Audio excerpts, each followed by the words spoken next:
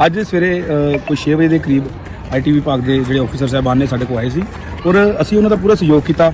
ਜਿਹੜੇ ਡਾਕੂਮੈਂਟ ਉਹਨਾਂ ਨੂੰ ਚਾਹੀਦੇ ਸੀ ਉਹ ਸਾਰੇ ਡਾਕੂਮੈਂਟ ਅਸੀਂ ਉਹਨਾਂ ਨੂੰ ਦਿੱਤੇ ਆ ਔਰ ਆਪਣੀ ਛਾਣਬੀਨ ਕਰ ਰਹੇ ਆ ਔਰ ਸਵੇਰ ਦਾ ਉਹਨਾਂ ਨੂੰ ਕੁਝ ਵੀ ਨਹੀਂ ਇਦਾਂ ਦਾ ਲੱਭਾ ਵੀ ਜਿਹੜਾ ਅਨਕਾਨੂੰਨੀ ਮਿਨਿਸਟਰੀ ਦੇ ਖਿਲਾਫ ਹੋਵੇ। ਕਿਉਂਕਿ परमेश्वर ने कहा मैं ऐसे चेहरे खड़े करूंगा इस देश से और विदेश से कि उनकी युक्तियों को परमेश्वर निराश कर देगा, हताश कर देगा और फिनिश कर देगा। ਆਮਦਨ ਤੇ ਕਰ ਵਿਭਾਗ ਵੱਲੋਂ ਅੱਜ ਪਿੰਡ ਖਾਂਬਰਾ ਦੀ ਚਰਚ ਸਣੇ ਪੰਜਾਬ ਦੇ ਵਿੱਚ 15 ਦੇ ਕਰੀਬ ਥਾਵਾਂ ਤੇ ਛਾਪੇ ਮਾਰੇ ਗਏ ਹਨ। इसलिए इसको किसी भी चीज का डर नहीं, किसी रेड का, किसी प्रॉब्लम का, किसी मुश्किल का। ये स्ट्रेस फ्री चर्च है, थी और रहेगी यीशु मसीह के सामर्थी नाम।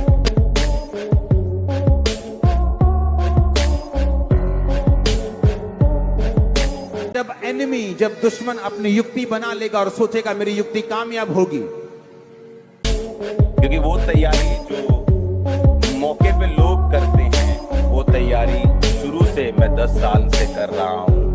इसीलिए आप जानते हैं चर्च का सिस्टम जो है वो किस रीति के साथ चल रहा है। हमारे हथियार तो आत्मिक हैं, इन्हीं से हराएंगे शैतान को। हालेलुया। अपोस्टल जी, इसी रीति से ये भी एक बड़ा मिरेकल है इस बहन की। एक मिनट, इसीलिए शैतान हमको कड़वा नहीं कर पाता, क्योंकि हमारी लड़ाई किसके साथ है? शैतान के साथ। अगर हम कड़वे हो जाएंगे, अपने हिंदू भाइयों को, मुस्लिम भाइयों को, सिखों भाइयों को हम माड़ा बोलेंगे, हम निंदा करेंगे, तो फिर ये काम नहीं कर पाएंगे। या तो हम वो काम करेंगे या ये काम करेंगे। मैं ये काम करना चाहता हूं। हालेलुया। आप जानते हैं रोज एवरी डे मैं कितने हिंदुओं से, सिखों से, मुस्लिम लोगों से मिलता हूं, और वो सारे मेरे बेस्ट फ्रेंड्स हैं। आपको मालूम नहीं शायद। आप जानते हैं चर्च का हॉल किसने बनाया है? वो सिख व्यक्ति है। आपको बाइबल कहती है नफरत को अगर हराना है तो प्यार से और आत्मिक तैयारी से हराना है। तो शैतान जो मर्जी कर ले, हम कड़वे होने वाले नहीं हैं। हम लॉ के हिसाब से चलेंगे, प्रेयर करेंगे, जो करते हैं वो करते रहेंगे, हटेंगे नहीं। Hallelujah, hallelujah. अब अगर ये तो होना ही था। आज हमारा चैनल है, इस पे भी ये चीज़ें होनी है आगे जाके, क्योंकि हम प्रभु की बातों को आगे लेके आ रहे हैं, हम प्रचार करना चाह रहे हैं, हम परमेश्वर की सच्चाई को आगे रखते हैं। जिस तरह से नरोला जी, जिस तरह से प्रॉफिट विजेंद्र जी, जिस तरह से जितने हमारे पास्टर्स हैं जो सोशल मीडिया पे हैं, जो ऑफलाइन जो ऑनलाइन चर्चेस है, ये चर्चेस का उद्देश्य यही है कि वो एक इंसानियत को जन्म दे, एक सच्चाई को प्रकट कर पाए जो छुपी हुई है। इस दुनिया के अलग एक दुनिया है जो कोई देखना नहीं चाहता है, जो वो सच्चाई को समझना नहीं चाहता, वो सिर्फ हवा में जीना चाहता है, हवा में अपनी ज़िंदगी को उड़ाना चाहता है, किसी के कहने में आके, किसी की बातों में आके अपने शरीर का, अपने परिवार का, अपने जीवन का नाश करना चाहता है। और वो सोचता है कि जो उसे आज्ञा दे रहा है, जो उसे समझा रहा है वो सत्य है, परंतु सत्य परमेश्वर है। और परमेश्वर ने सभी को नियुक्त किया है, प्रॉफिट जी को भी, हमारे देश के प्रधानमंत्री को भी, हमारे हर एक जो आज बड़े बड़े लेवल पर हैं, जो बड़े बड़े नाम जिनके ऊंचे हुए हैं, उन सबको परमेश्वर ने नियुक्त किया है।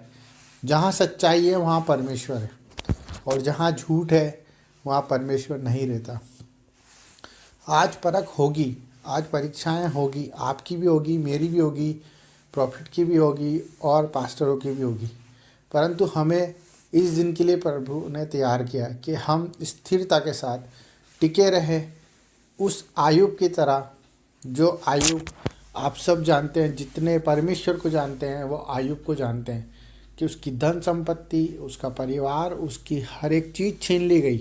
शैतान ने प्रभु से कहा कि मैं इसे परेशान करूंगा और ये अपने घुटने टेकेगा, अपनी जीभ मेरे ओर फेर देगा, परंतु परमेश्वर की हर एक बात सच्ची हुई, क्योंकि परमेश्वर ने इस दिन के लिए उसे तैयार किया हुआ है।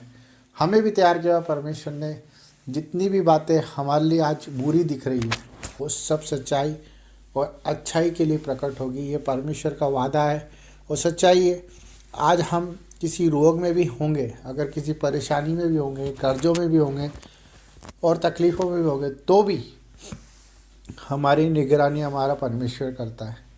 वो हमारे पश्चाताप को चाहता है, वो हमारे अंदर के मन को साफ देखना चाहता है, वो हमारे हृदय को कोमल देखना चाहता है, दया से भरा हुआ देखना चाहता है। सिर्फ उसका ये उद्देश्य है कि जो मैंने बना के भेजा है, जिस तरह से आज हम एक जन्म लेते हैं, माँ के पेट में हमारे पास कोई बुराई नहीं आती, कोई कर्ज नहीं आता, कोई रोग नहीं आता, कोई बीमारी और कोई भी चीज़ हमें कमज़ोर नहीं करती। जिस तरह से हम बड़े होते जाते हैं और हम चीज़ों में जुड़ते जाते हैं और हम कमज़ोर होते जाते हैं। तो आप चारों तरफ देख रहे हो, जहाँ पर आज लोग चंगाई छुटकारा चाहते हैं, बीमारियों से आज़ादी चाहते हैं, जहाँ लोग अपनी परेशानियों का हल चाहते हैं, परंतु वो भटके हुए हैं, वो लोगों के पास जाते हैं। और वो लोग जो अच्छे काम करते हैं, जिस तरह से हमारे प्रॉफिट विजेंद्र और हमारे नरोला, हमारे जो भी चर्च के पास्टर दास दासी जो दुआएं करते हैं, उन दुआओं पे वो शंका करते हैं। और शंका होगी, क्योंकि जब पाप का घड़ा भर जाता है तो वो झलकता है, जब बुराइयां बढ़ जाती है तो वो ख़त्म होगी। यही सच्चाई है परमेश्वर की।